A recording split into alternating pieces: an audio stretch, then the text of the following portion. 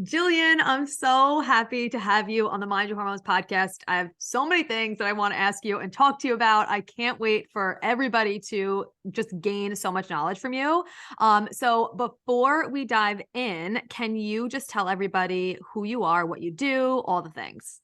Sure. I mean, my life story. Here we go. Yeah. So yes, Gillean Barkyoub. I'm a registered dietitian, a mom of newly 3 now. Yes. So I have a 5-year-old Emma, a 3-year-old Bryn, and then actually tomorrow he'll be 7 weeks, Cooper. So we got our little boy. I know time flies. That's I feel like, but also I feel like he's been here forever, like 7 weeks. I'm like, what? It feels like it's been like a couple years. Yeah. Yeah. So, I have a membership called the What's for Dinner Club because honestly, I created it because I was so stressed out with dinners myself as a mom, and I wanted to have a warm, healthy dinner on the table, but I was just over, like trying to plan it all and doing the hour-long Pinterest recipes. So that's one big thing that I share and talk about a lot is just trying to make dinner really easy for people. But for me, overall with nutrition, my philosophy is just easy, convenient stuff. I've had kind of I started as a side hustle, right? And I was working a corporate job, and then it's been about almost 3 years now of being full-time entrepreneur. Wow. And yeah, I dabble in a lot of different things from working with brands, doing TV stuff. I love being on camera. So as one of our mentors told us, Jen, she's like, Gillean, you like to be seen and heard. And I'm like, oh, that is correct. Yes, yes. I do like that. So, yes. So dabbling in a lot of different things as an entrepreneur and then juggling that all with all the kids and family stuff too. Pretty much thumbs me up right there. Yeah, which is so amazing. And for those of you who don't know, Gillean and I met almost 2 years ago, which is crazy, in a mastermind that we were in together with Jen Kennedy. And you created the What's for Dinner Club within that mastermind. Yeah. In that mastermind, I think we had one of the days where we were like dreaming. I remember she like got us in little groups. Yeah. And it was in Sedona, and she got us in little groups and we could like dream up something. And I remember writing it out, and it just came so clearly, like every detail I like wrote out perfectly. And that's what I implemented. And that's what's here now. So it was just so like amazing. A light bulb. Like to watch that from there till now. And just like, I love, obviously as someone who's an entrepreneur and who wants to have a family and all of those things, like I love watching you do it all and like feel like you have a really, obviously there's like balance is such a different, word that there's no like real balance, but I feel like you are such a good representation of like prioritizing yourself, your relationship, your business, and your family. And I know that that's not easy, and you make it look so easy. So we're going to talk about that. For sure. But I just, first of all, like, congratulations on all the business things that you've done from these last 2 years. Like, it's just insane to see how the What's for Dinner Club has just come to life in such a big way. And like seeing it from a little seed, it's so amazing. You were there from the very beginning. Yes. I wish I remember what the hell I thought of in that session. I literally couldn't even tell you. I feel like I've been all over the map. But what I want to start out with is a lot of people in this community right now are either already parents or mothers, or they are looking to become one. And I really want to just kind of talk about what that journey looks like. Before we hopped on, you were saying it's like your third, and it just seems so much more easier and less stress because like you've done it all already. But for the woman who maybe doesn't have any children yet, and she's like either pregnant or she's about to be, whatever, and like all those fears come up of like, obviously you're excited, you're ready for it, but you're also freaking out because you know how your life is going to change. And obviously there are also people who want to take care of themselves and want to like have their own life as well, which I think is something that's, some people don't, it's either like you have to be a stay-at-home mom or you have to be a working mom, like, there's not both. So like, let's just like jam out on that. And what would you like say, like just advice wise to someone who's in that space? I mean, I think the first thing that comes to mind is that really knowing that everything is a season. And I guess this is like a life lesson, not just in parenthood, but understanding, like there were times, like you said, like for me, like good nutrition, getting in my workouts, time with friends, all those things have been a priority. And there's sometimes where there's a season in life where it's just not top of the list right now. Right. And that's okay. But knowing that it will change, it's not like that forever. I think for me, especially being a new mom going into that, you feel like like there's no going back. Like it's forever going to change and it's always going to be this new normal. And there are some things that change, but there's ways to fit it in depending on what you want in your life. Like I think, like you said, for me, there's a lot of things that are so important to me, and I can still travel. I can go to mastermind retreats, even though I have kids, and it's a little bit different. There's a lot more planning, and there's definitely the mom guilt that you have to work on and stuff, but it is possible. And that's where that balance, I think, comes in. And I know, like you said, there's some people struggle with that word balance. I actually really love the word balance and work-life balance and balance in my life, because for me, like I don't really like to put anything down. I know that's really hard to say as a mom. Like sometimes they say, okay, like you're juggling it all. And sometimes you actually need to put stuff on the shelf, like that this will be another time. And I personally, like, that's not, I want to have it all. Like I want to have the cute clothes. I want to go get my facials. I want to be at the kids bake thing on Friday. Like I want to go to the book fair. I want to have beach trips with the family. So, you know, for me, it's just about really planning, manifesting, trusting, and knowing again that everything is a season. So even if something isn't a top priority, maybe like traveling right now isn't for me because I have this almost 7-week-old, but that doesn't mean like after the holidays, like, oh yeah, let's plan a trip to do something fun. So, I think just knowing that it's not always going to be exactly how it is today, and you can always move towards that, you know, the dreams and the life that you're looking for too. Yeah, I love that. And that obviously takes a strong mindset, and like, because some people, I feel like it all really starts and ends with that. Like if your mindset is, oh, things are never going to, obviously they're not going to be the same. Things are going to be different when you have kids. There are some people that'll be like, oh, just wait. You think you could meditate now? Like you're never going to be able to do that when you have kids. You're never going to be able to do all these things. Like, I think it really does come down to a mindset. So what are some things that you do, whether it's daily or, you know, weekly, whatever, obviously it might look different with a newborn, that really helps support your mind? Because I think it takes a very strong-willed and strong-minded person to be able to do all those things. Oh yeah, that's so true. And I guess this speaks so much this season, because something that I like really cherished for the last probably year and a half, kind of getting into this more spiritual realm of my life, is my mornings, where I would, even if I had half an hour, I would wake up before everyone else and just have my cup of coffee, which I know you and I've talked about. I need to have some food before I have my caffeine. Still working on that, girlfriend. But we talked about it being this ritual thing, right? Where I could like read a book that I'm into and maybe journal or pull some angel cards. And to be honest, I think I may have done it, like been doing it like twice since I had my baby, where it was like, oh, I had this little pocket of time where, you know, I have some time before everyone else wakes up, but it's a little more hard to juggle right now. But I'm okay knowing that it's not going to be like this forever. So for me, I think in a lot of ways, as they get older, like it's still having that space. So I can't wait to kind of get back into that groove of that morning space before anyone else wakes up.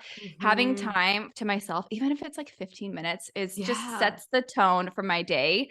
So that's one thing that is a really big thing for my mindset. I would think another thing too, like for me, I say exercise is like my meditation. It really is like such a stress reliever. I feel so good afterwards. And again, season, just kind of getting more back into that. I shared with you, I just went to like my second workout class this week, but even post baby, I mean, I was pretty quickly going on walks and stuff. I felt good. And I just needed that like release to get outside and just get my body moving and things like that. So I would say for me, those are the two biggest things to help with mindset, is getting some movement in daily and doing some journaling, some reading a really good book that is inspiring to me, or even listening to a book, you know, if like that's where I'm at these days, is like I can only listen to it in the car. Exactly. And that's fine too. So but it really helps just inspire me and set the tone for my day. Yeah. And I feel like it's so powerful to have these things in place even before you have kids, because I feel like that's what I'm keep telling myself. Like, okay, I already have these like habits in place now. So I feel like when the time comes, it'll be a little bit easier for me to get back in some kind of routine with it. Like, and I know that was for you too. Like you had this lifestyle before you had kids. Yeah. I mean, and I mean, this is kind of a people are always like, oh, like you look so good. You didn't look like you had kids. And like, I just kind of like, say thank you and move on. But Yeah. like, honestly, what I should say is like, yeah, this is years and years and years of eating healthy, of Exactly. incorporating movement, of Yes. being mindful, of like cherishing my body, of doing all these things. Mhm. And like, that's why it's not like I like all of a Yes. sudden like had some like great diet or like the breastfeeding is working. And so I like lost all my big weight. It's like, Yeah. well, actually, let me tell you, like years and years of work that have gone into Right. It's so true. And I like more people need to hear that because they'll sometimes look at people like you or whoever, like, oh, she just like looks so good. Like it doesn't just happen. Like you have to put the work in. Yeah. And I love that you had those things in place before. And I feel like for people listening, like that's why I'm always preaching about this, whether you want to get pregnant now, never, or whenever, like having stuff and habits in place now is only going to support you for whatever challenge or whatever change that comes your way, even though it's going to look different.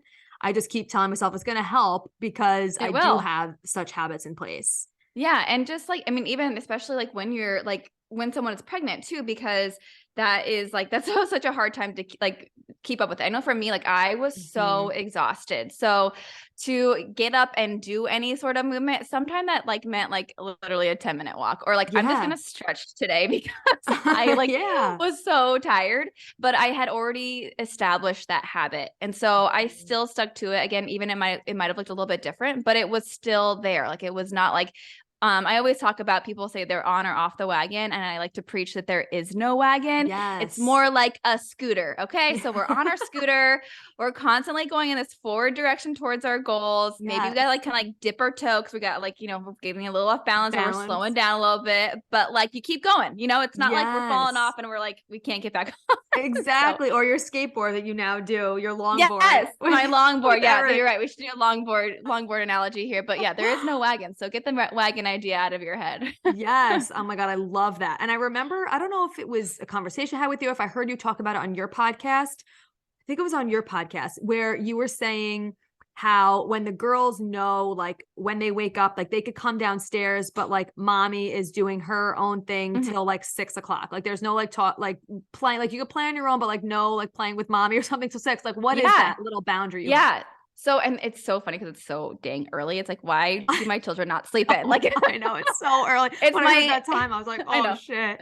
Well, here in Arizona too, right? Like this in the summertime. So I think when I Yeah. was sharing that, it was like the sun is up super early. So like, and Emma, she's my like late owl / early bird. She's just Mm. like FOMO, does not want to miss out. So she's always the She's one the up. oldest or she's the second? She's the oldest. She's the Okay. oldest. So she, during the summer, I love to sit outside on our patio. I'll just like throw my robe on, have my cup of Yes. coffee, have my books. And so I would always tell her that she can come sit out here with me. She can either bring her little iPad and watch her show or bring a book or something. But like, she would be like, okay, can you get me cereal? Can we do this? And she knew I would say, it's not 6 o'clock yet. Like you got to wait till 6 o'clock and then I will do something. But like, you can either sit here, but this is mommy's little time and space. I I'm love not that. getting up from this spot right now. And she saw Yes. that, I think That's they respect amazing. that. Mhm. Yeah, and that's what I love is that I think so many people will have a hard time doing that because they feel like, oh, they're up. I have to all of a sudden immediately start catering to them with that mom guilt, like you were talking about. But I think it's so awesome that your kids see that and they know, like, Mhm. oh no, this is mommy's time taking care of herself. And it's not like it's an hour or two where they're like starving or whatever. And you're just like, no, mommy can't feed you. You know what I mean? Like, I think it's Yeah. so great that they see that. Oh yeah, I think it's just setting those priorities and then also having like Eric is the most supportive partner. So even on the Yeah. weekends, like when I say, "Oh, I want to go get a run in or do like a workout or have some time to do something, whatever." He is fully supportive of that or he'll get breakfast going while I'm sitting outside doing my little journaling and stuff. Mm, So that's been really helpful too is he respects that space for me and I do the same for him. So it's like when he really has yes. something he wants to do, it's like, okay, I'll take over. We are pretty good about communicating through that stuff so that we all get our cups filled and feel really rejuvenated and don't feel like we're just depleting ourselves for the kids or for the other person. So that's Yeah. probably, I have to give a shout out to him because he is Yes. so helpful with all of that stuff too. Yeah. So let's switch gears to that then, because I'm super curious to talk about that as well. And for, obviously some people are raising kids without partners and stuff, but for Mm-hmm. those of you who are raising children with a partner, like I love seeing how you'll have your date nights inside, even Mm-hmm. now, like when you Yeah. have a 7-week-old, like I'll see you like have a little just like drink outside with each other. Like, how would you like recommend partners like prioritizing themselves? Like what do you recommend, any specific conversations to have with your partner before a baby comes, or just like how do you guys navigate that? Because a lot of times I'll hear like, oh, your husband will just become like second fiddle now. Like you won't even say hello to each other when they come in the door because it's all about the kids. And like, I'm sure there's some, truth to that, but how do you really prioritize that relationship? Yeah, I mean, I definitely think communication is so important, like through our entire marriage. And Eric, I will say he's way better at communicating than me. I like feel like I struggle with my words anyway. So anytime I like have a feeling, I have to leave. It's funny. I am better at writing out what I want to say. Yeah. So I usually, and he knows that about me. So I will text him or even send him an email. It seems so ridiculous, but that way I can actually explain. Yeah, I can explain something. But I would say definitely the date nights. We started this actually with Bryn when she was born. So our second. And it was not a date night watching a movie. So no TV, no nothing. It had to be either sitting, we have a nice like fire pit outside. So sitting by the fire pit, or we actually love board games. So we'd play like a board game or a card game. So that way you can actually talk and not just be like together sitting on a couch staring at the TV. Right. Exactly. So that was one big thing, is doing these date nights, and they were, at the house because we had little kids, or we didn't have a babysitter that night. Although I will say we do have some great babysitters and 2 sets of grandma and grandpa that live right by us. So we have lots of family support in that way.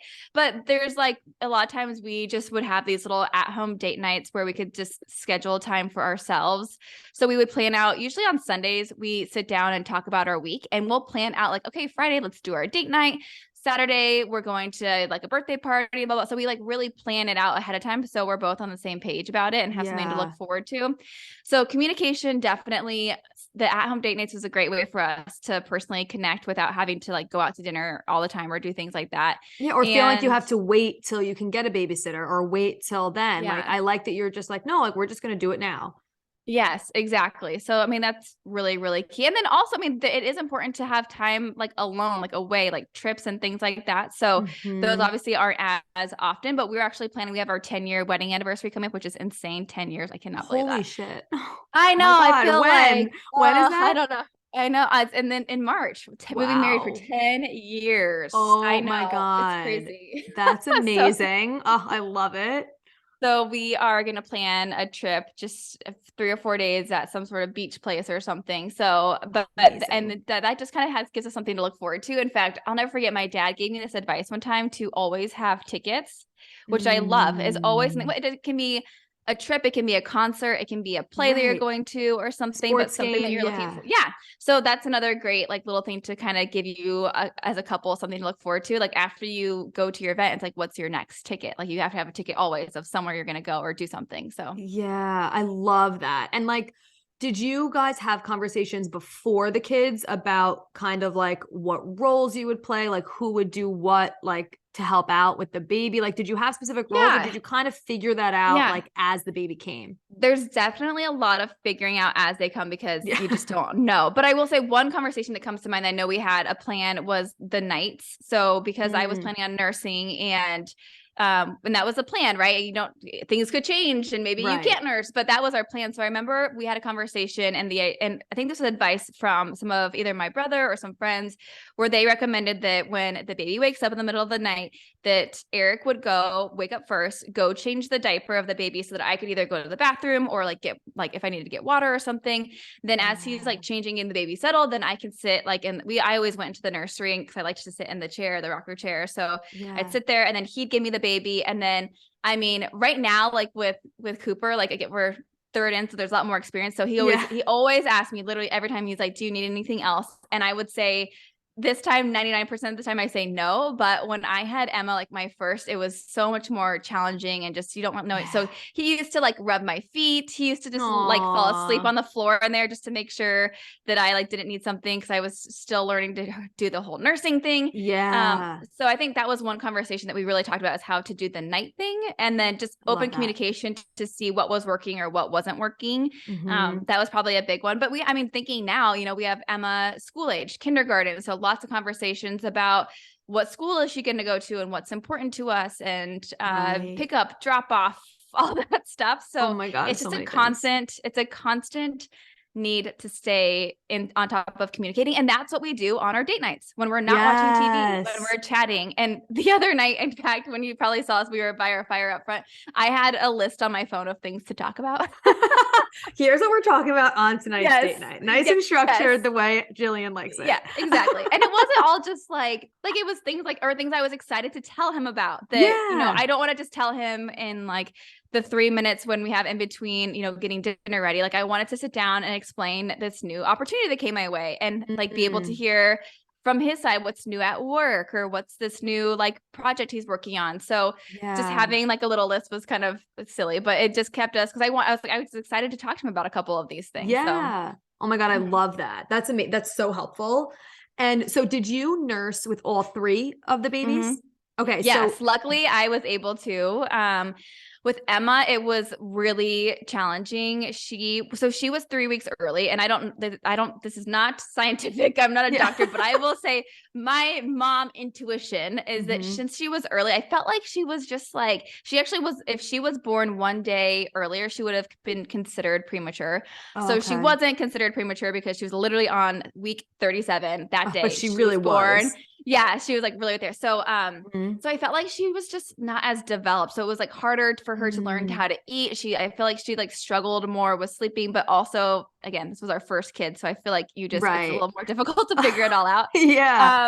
And so like, so I did it. I did it for 6 months with her. And at 3 months, I went back to work. I was working in an office. So I had to do the whole pumping thing.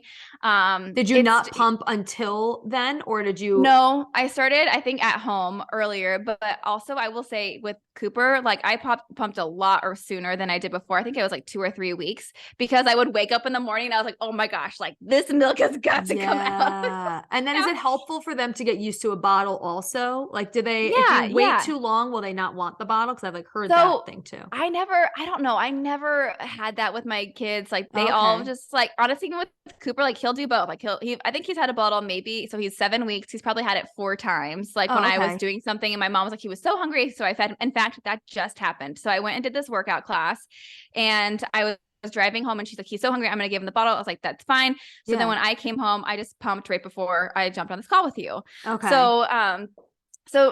I, again, not like a lactation expert. So I know there is some theories behind like waiting a little bit before you would give them a bottle and things like that. But for my kiddos, like when they're hungry, like they're going to eat something. So whether it's your food or a bottle, I've just never struggled with that. But I think, again, that's come with time of experience and learning and going through it. And I just don't feel stressed about it. Whereas if you would have talked to me 5 years ago with Emma, like whole new situation, like totally freaking out. She cannot have a bottle. Or like if I would have been driving home, my mom was feeding her a bottle. And I was like, I'm going to be there in 5 minutes. Like, do not feed her. I will be there in 5 minutes, like speeding home. And I'm like, no, just feed him. Like, I'll just pump when I get home. Like, no stress. So much more relaxed. You're like, cause you've already been through it. You're already freaked out about all the things. Like, and that's fine. Honestly, I think you just have to freak out. Like, that's okay. Just do it, get through it, learn. And then you see that they live, they survive, you survive. And then, it's so scary. It's like you have to keep this little thing alive. Like you're responsible for it. You don't know what the hell you're doing. I know it is. It's crazy. And I remember asking, like, do you have any book recommendations? And you were like, I don't really think there are any book recommendations. Well, I definitely haven't read any recently. I'm sure. I think I got that. There was like that What to Expect book, or there was another one that someone gave us that I kind of like looked through a little bit. But I feel like now with the third kid again, I was just kind of like, know the drill enough to just kind of find my way through it. But again, with your first, you have to be a little crazed and do all the things and read the books. Like that's just the way it is. Yeah, exactly. Which I love. So now with Cooper, you had an unmedicated birth, right? Like a natural birth where you did no medication.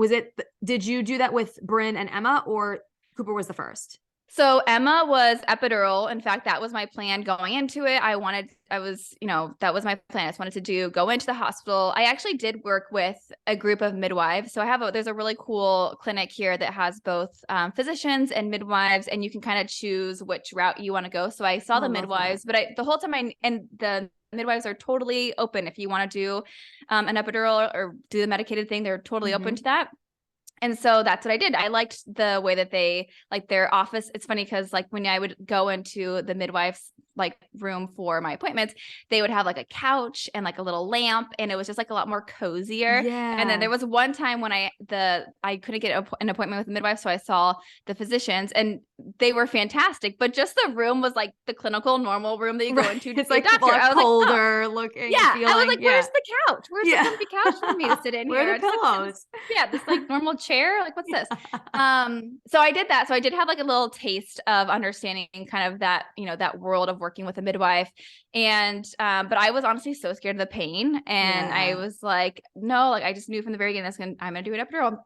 So with Emma, I did the epidural. We did have a little bit of complications. She ended up having to have you ever heard of getting like a kid getting vacuumed out? Yes. Like sucked their little head? Yeah. Cause like when I was pushing, her blood pressure was going low. Oh. So, and I don't even like know all this, cause you're not focused on that. Like you're just like, get this baby out of me. But Eric can tell you all this stuff, because he can't even imagine. Actually, Eric was definitely the dad that had the Uncrustable in the juice box sitting on the little bench there. I know. But we had my mom there. My mom was a nurse. So she almost is like my doula. Like she's always been so close to me through all my pregnancies. Yeah. And then Eric's mom was there to support him, which thank God she was there to support him with. That's so nice. With Emma. But she came out healthy. Again, she was earlier than we expected. My water actually broke, and that's why we had her earlier. But she was healthy, and it was a great experience. We loved the hospital and the staff that worked there. And then with Bryn, so Bryn is 3 now, and she was a week late, so I was 41 weeks. So total opposite of yeah.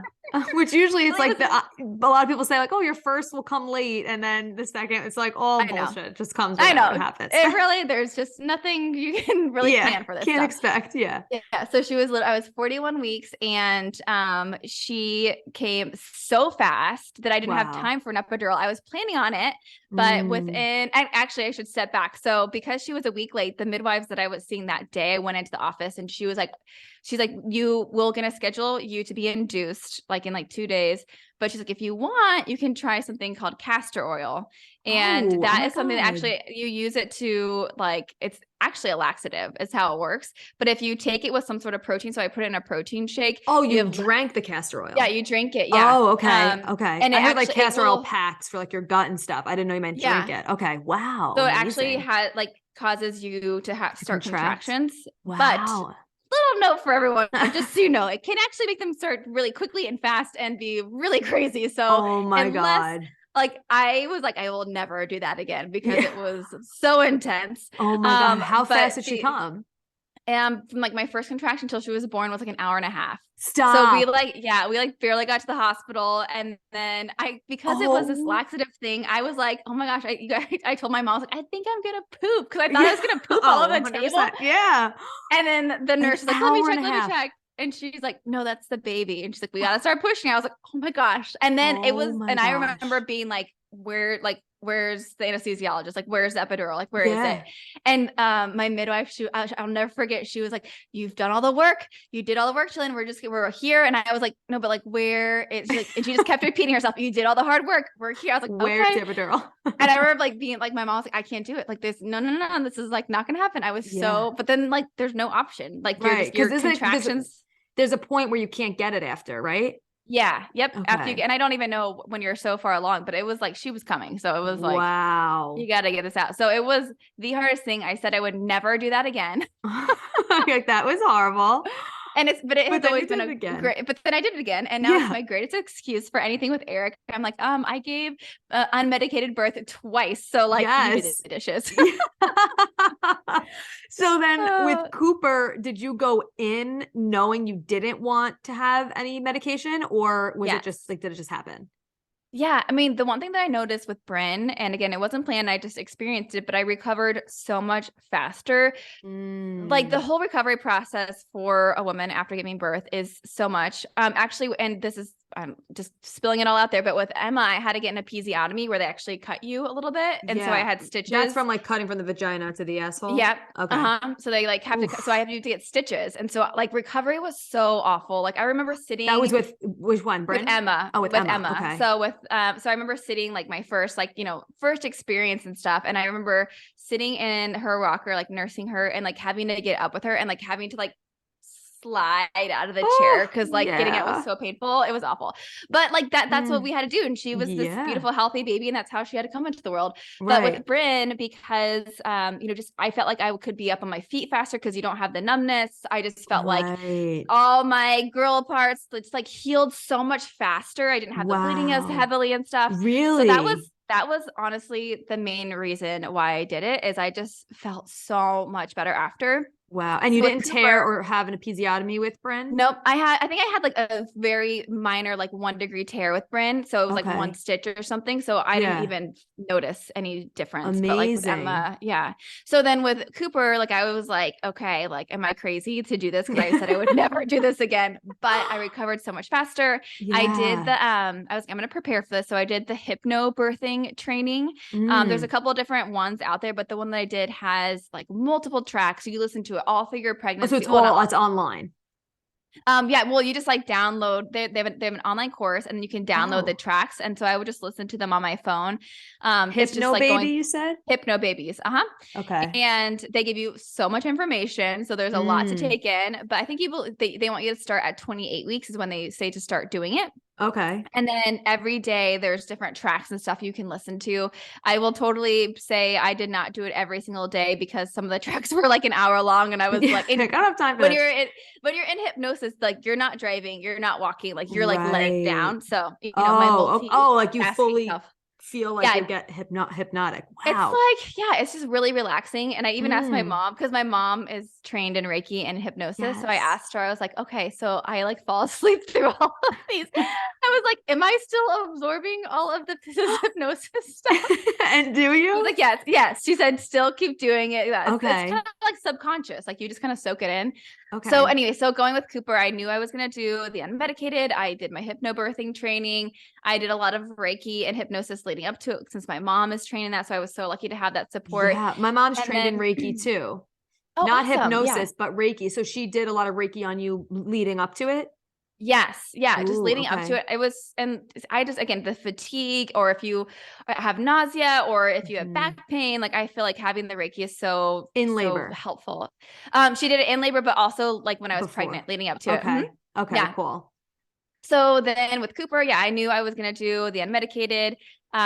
Did my hypno training. My mom was there. I felt like the hypno training really helped me focus on something else other than like going through the contractions when felt like very painful. I just had one AirPod on. So I had I literally just had this little guy here, and I would just listen to the tracks on repeat. And it was really helpful since my mom knew it. She would say, there's like cue words and things you can say to like calm you down or help you focus, like rest, relax, all these things. And so she would do that kind of triggered it for me. But I will say, so I was in labor for 6 hours with Cooper.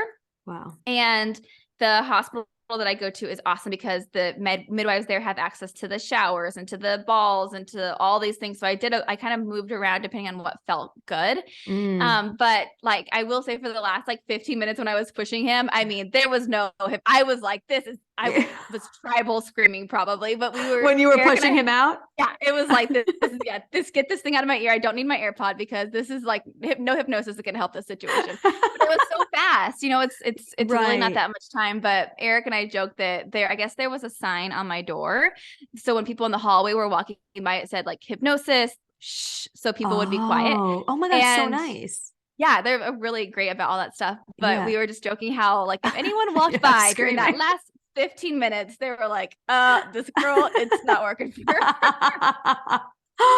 Oh my God, that's so amazing. And then after he came out, does the pain stop like after immediately? Immediately. Oh, yes. It's literally the biggest relief in the entire world. Like they just like put him right on me. I mean, all the pain stops. Like literally no contractions. You're just like done. Wow. Yeah. It's like so relieving. And then you do have to like push out the placenta. Right. So that can be like a little, I would say, uncomfortable. Like it's just nothing compared to what you just did. Nothing compared to what you just did. That's for sure. But I remember with Bryn and Emma just came like, the first time I was like, I didn't realize like I have to like push this other thing in. Yeah. Like I just did this. What the hell's going on? This is different. I didn't realize this is how this works. But yeah, so then it's just, it's like, and I think there's actual science that like you get flooded with all of these endorphins and all this stuff like after you give birth, and it is just the best feeling. And it's so like you accomplish the biggest thing ever, you know. It's just like you feel so proud of yourself. Like everyone kept asking me how you feel, and I was like, I'm so tired and I'm so glad that I'm done. Yeah. And did you feel like same thing with Bryn, like the recovery was quicker with Cooper? Yeah, I just felt like I was literally like, with Cooper, we were only in the hospital for one night. And again, I will say experienced parents. So we were like, let's go home. Like we like with Emma and Brent, we're like, let us stay a little bit longer. Show us how to do all this stuff. But like, yeah, I just felt like I was up on my feet. I was like eating normal, like not having, like, I just felt so much better. And I could just like, I just felt like I could just jump back into my role as a mom versus like with Emma, I just felt like it just, I needed so much to recover for myself that it was so like overbearing to think about also taking care of this little human. Right. That's so good to know. Cause like, obviously a lot of people in this community want to do things naturally. And that's not to say that it's bad if you get epidural, whatever, like you do you, whatever works for you. But I think it's cool to know that the recovery is better and that there are little tools like, you know, having even a doula or a midwife or this hypno babies, whatever, to help support you in that. Because I didn't realize that it even had an effect after, like for recovery wise. I never even thought of it that way. So that's so good to know. Yeah. I mean, again, that's the biggest thing for me. And it's so empowering to know that you can do it. It's really, if you think about it, it's really a short amount of time. Like you're not going through it for that long. And also I will say, I went into it being totally okay if something changed and if they said we have to do something else. And honestly, Eric was even like, I actually would prefer if they just do the epidural because he hates seeing, and like anyone you love hates seeing you in pain, you know, and they don't know what to do. Yeah, he actually has. I should have him come on here and tell you his version of the birth story. But we'll have another conversation. He definitely did end up like on the floor of the bathroom because he was gonna pass out. Oh, but he said it wasn't like the blood or anything. Like it's literally just seeing me in pain. It just like it can't take it. And so, but he made it out. He was there for the birth, although I think he was only like 5% present because he was. Just, I say that to Chris. I'm like, when we have a kid, are you going to be the one to pass out? Like, I'll be so pissed if I'm here pushing out a kid and you're passed out next to me. But like, I hope he's actually pretty good under pressure, but seeing you in pain is definitely must be really, really difficult because there's nothing they can do. Like, it's not like they can stop it. Yeah, exactly. So, oh my God, that's so helpful. So now before we like wrap this up, what are any like tips that you have for new moms with like food stuff? Obviously we'll talk about the What's for Dinner Club, but like prioritizing that maybe even early in motherhood, like did you prep anything beforehand that like you had frozen that you could have food like when the baby came? I know you prioritize now because you already have kids, like you do family dinners and stuff like that, but what are some things that a new mom can do to kind of like prepare to have some kind of like foods ready or whatever, like simple things like after that, like, you know, in that newborn stage when you like probably don't even know what the hell's going on. Yes, I know. Yeah. The food is so essential because you're so hungry too. Like, I mean, especially if you're not nurse. Yeah. Just like like I'm just always starving. I have been so lucky to have, again, such an awesome community. I can't tell you how many people we were like people bringing dinner, or this is actually something, if you know someone that's going to have a kid, and this is something I started doing because my cousin did this for me, but going to somewhere like a Trader Joe's or Whole Foods and just doing a crazy grocery shopping haul for them and bringing it all to their house and putting it in their fridge. And it's kind of was always fun because it was stuff that I wouldn't always buy, but it was just like people would bring tons of fruit and vegetables and yogurt and really quick, like stir fry packets that I could throw in for dinner. Like all that stuff that was just such like yummy, yummy food. And so doing like a grocery haul versus like bringing like one pan of pasta, like that was so helpful. So I had lots of people that did that. My mom stayed with us for the first full week after Cooper was here. She lives like 20 minutes from us, but she like stayed like slept at our house and helped with the girls and made all of our meals, which was so great. Was like literally so grateful for that. But I would say if like, even if you don't feel like you're in a space where you have that type of support, I know lots of my friends that have prepped stuff ahead of time. So doing like frozen breakfast burritos or pasta dishes or soups, and just doing a bunch of those ahead of time so that when baby is here, you don't feel like you have to do a bunch of like DoorDash and stuff like that, which there's times for that too. But yeah, definitely some prep stuff ahead of time. And then I think for me, like you only have so long between like when you can eat. So quick stuff, things like if you can whip up a protein shake, and I'm not talking about a smoothie that has like 15, 20 things. Cause like the baby will be crying and then or you can make some little smoothie bags. They're like frozen, right? They have all the ingredients and they're like some of the spinach and strawberries and whatever else in there. And then you could just, throw it in. You could do something like that. That's such a good idea. Yeah, really quick, like trail mix. Just like I found myself eating a lot of snacky things and not as many big meals just because I didn't have as much time to make them. So lots of like really nutrient dense snacky stuff that you can have, and that you can have probably while you're nursing a baby if you need to, or holding a bottle, like quick stuff too. I love that. Oh my God, I love those ideas. Oh, you're so good. So all right, talk to us about the What's for Dinner Club, because I want people to understand like this resource, the like nitty gritty of it, because it's such an amazing resource and I want everyone to know about it. Yeah. I mean, again, I kind of mentioned earlier, but it all stemmed out of, conversations with people in our mastermind, where for me as a mom, and I have all these goals and things I want to do, but still having a good, healthy dinner for my family was really important. So I was so over doing the same meals on repeat, or feeling stressed out, or getting to like dinner time, like, what the heck am I going to make? I have nothing planned. So that's really how the What's for Dinner Club came to fruition. So the way that it works is when you're a member, you get a text every week. And in that text, there are 4 healthy dinner recipes along with a grocery list. And, I want them to be healthy, but I also want them to be delicious and good. So I make them for my husband and my kids too. So I understand it can't be like salmon and asparagus and quinoa every single night, because they're not going to eat that. So it's really healthy, delicious, but wholesome meals. And what I like about them too is, since it's not like a meal kit sent to you, which there's definitely a time and space for that in your lives too, when you just want it to be sent to you. But what I like about it most is that you can adjust and make it fit your own preferences. So say the recipe calls for shrimp, but your family doesn't like shrimp. You can have chicken with it instead, or swap things out, or has broccoli for the vegetable, but you have some leftover asparagus or something. So you can totally throw that in. So it lets you have a lot of flexibility, even for dietary preferences. So each recipe has an idea for plant-based, for gluten-free, and for kid-friendly. So you can adjust the recipe. It can be as simple as, a pasta dish, and it will say for gluten-free, use a chickpea pasta or something like that, so that you can make it work for you, or for just if there's that one person in your family that doesn't eat meat or something, it'll give you another idea of how you can adjust it for them. And so, so it just, and another thing that I love and that people love is the ingredients for each week. So the 4 dinners, the ingredients overlap, so that you actually end up buying less on groceries and wasting less. Because let's say you're going to have spinach thrown into this pasta dish. Well, maybe you'll have like a spinach side salad with the dinner in 2 nights, things like that. So that you're not like, it blows my mind, because I make all the meals, obviously. And when I look at my grocery bill, I am always floored with how little I'm spending on groceries, especially right now, because I know like food is crazy. Crazy expensive. And another thing too is the reason I have 4 dinners is because I'm like realistic people. Like no one wants to cook 7 nights a week here. Neither do I. So like let's do.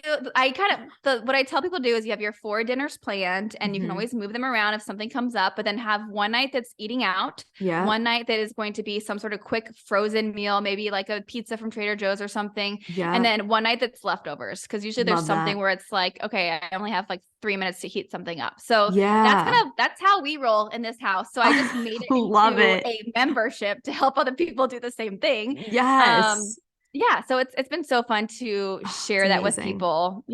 I love that. And like, it's so cool too that like, I know you have the girls in there with you sometimes, like while you're cooking stuff. So like they get to like be a part of it. You're so good about that and incorporating them. Do they like doing that with you? Oh yeah. Emma, oh my gosh, she would die. I have so many videos on my phone that I need to share where she will she will make food. So she likes to do her own little creations too, because she sees me doing all the social media stuff all the time too. She did this one that I posted of her. She takes a straw, and she takes a strawberry, and you can pop off the green part of the strawberry by pushing a straw through the bottom. So, but it's like, she's like, hey guys, so I'm going to show you this awesome trick. And she like does a whole Look on my Instagram. It's on there. It's so good. But she does that stuff all the time. She's like, Mom, can I have your phone? I need to like record my video. Oh my God, I And love it. Because she yeah, sees you so doing it.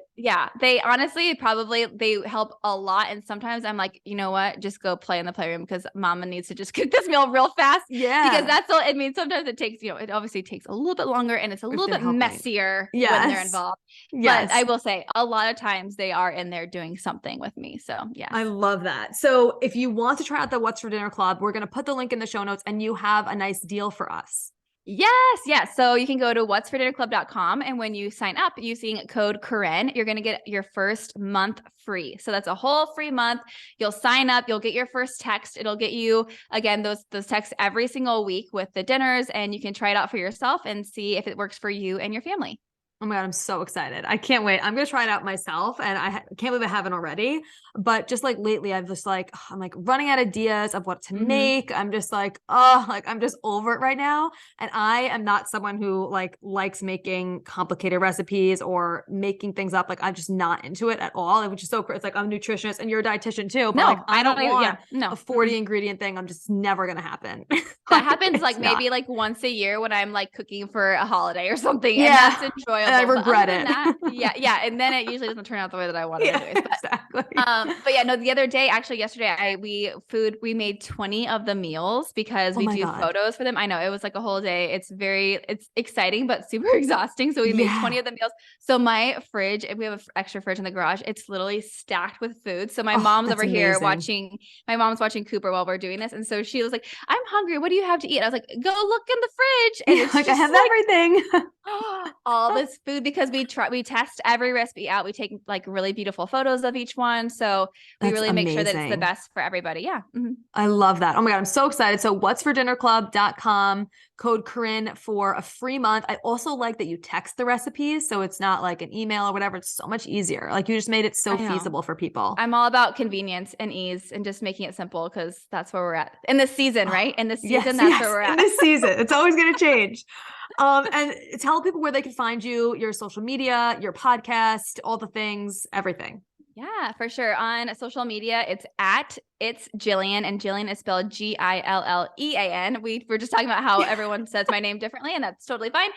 It'll be in the show notes, so don't worry. Yes. That's on social media. And then I have my website, it's Gillean.com. And then everything for What's for Dinner Club is at What's for Dinner Club. On Instagram, it's at What's for Dinner Club.official because someone else grabbed that from me, I know. It's so annoying. I know they don't even post on it. I'm like, just give it to me. But I message them and it's probably an account that no one even pays attention. If you get a trademark for it, you could talk to Lauren, then they can get rid of it.